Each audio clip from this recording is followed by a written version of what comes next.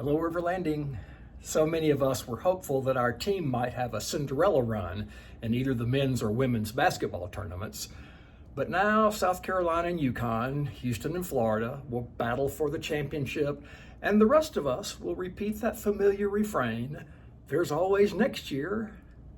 I remember being so emotionally engaged as a fan that I would be tied up in knots during games and would have to visit my therapist every time we lost. It took me a long time to see how unhealthy that was.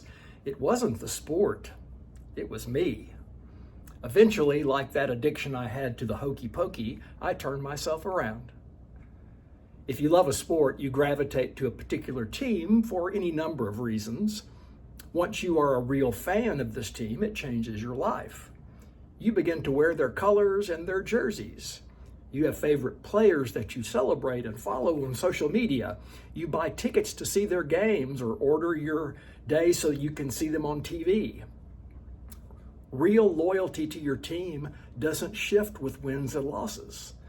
Fandom also means embracing team rivalries that likely started before you became a fan. You find yourself disliking those rivals and also their fans. Their fans are the worst.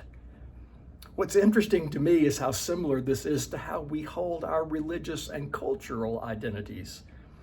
I grew up in a state that had delusions of superiority. We had bumper stickers and flags that said, "Don't mess with Texas." It was the same with my religious tribe. We were the true religion and all others were rivals or worse. It seems that this is less about how great our team, religion, or culture is, and more about our need to feel important and included by association. I'm not talking about a healthy celebration of our teams or faith traditions.